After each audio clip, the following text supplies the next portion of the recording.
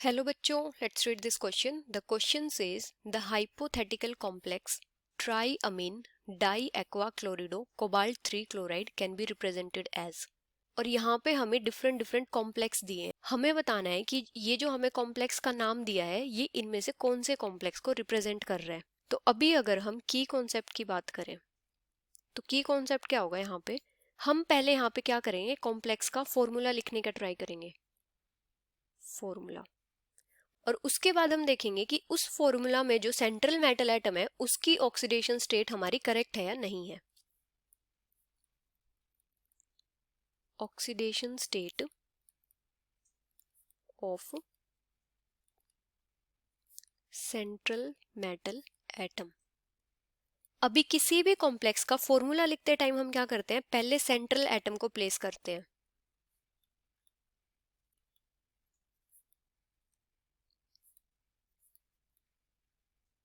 और उसके बाद क्या करते हैं, लीगेंड्स को अल्फाबेटिकल ऑर्डर में प्लेस करते हैं. Ligands in alphabetical order. अभी यहां पे हमारे पास क्या नेम गिवन है, ट्राइअमीन डाई एक्वा क्लोरिडो कोबाल्ट 3 क्लोराइड. तो यहाँ पे जो सेंट्रल मेटल एटम है वो क्या है, कोबाल्ट है. तो पहले हम क्या करेंगे, कोबाल्ट को लिखेंगे. उसके बाद हम लीगेंड्स को लिखेंगे अल्फाबेटिकल ऑर्डर में. हमारे पास लीगेंड्स कौन से गिवन है, अमीन, क्लोरिडो और एक्वा गिवन है. तो सबसे पहले हम प्रेफरेंस किसको देंगे, अमीन को. अमीन क्या होता है, NH3. तो सबसे पहले हम क्या करेंगे, अमीन को लिखेंगे. और यहाँ पे कितने अमीन गिवन है, 3 अमीन गिवन है. उसके बाद हम प्रेफरेंस देंगे एक्वा को. और एक्वा क्या होता है, H2O. और कितने गिवन है ये, डाई का मतलब होता है 2, मतलब H2O होल ट्वाइस. और एक यहाँ पे क्लोरिडो गिवन है इस टाइप से. और ये जो क्लोराइड है ये क्या है, काउंटर आयन है. मतलब जो कोऑर्डिनेशन स्फीयर होता है ये उसके बाहर होता है. तो ये हो जाएगा हमारा स्क्वायर ब्रैकेट्स में एनक्लोज. और यहाँ पे क्या हो जाएगा, क्लोरीन हो जाएगा.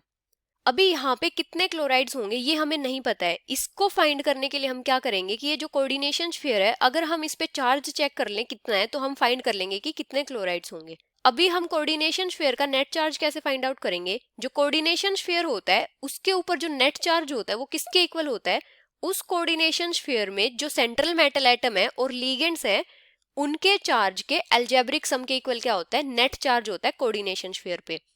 अभी यहाँ पे कोबाल्ट पे कितना चार्ज है, +3. जो अमीन है ये न्यूट्रल लिगेंड होता है तो चार्ज कितना होगा, 0. और जो वाटर है ये भी क्या होता है, न्यूट्रल लिगेंड होता है तो यहाँ पे भी चार्ज क्या होगा, 0. अभी जो क्लोरिडो है इस पे कितना चार्ज होता है, -1. तो कोऑर्डिनेशन स्फीयर पे नेट चार्ज कितना हो जाएगा, +2. तो मतलब ये जो कोऑर्डिनेशन स्फीयर है यहाँ पे +2 चार्ज है. और ये जो पूरा कॉम्प्लेक्स है ये न्यूट्रल होना चाहिए. Complex should be neutral. और जो क्लोराइड होता है इसके ऊपर कितना चार्ज होता है, -1. यहाँ पे कितना चार्ज है, -1.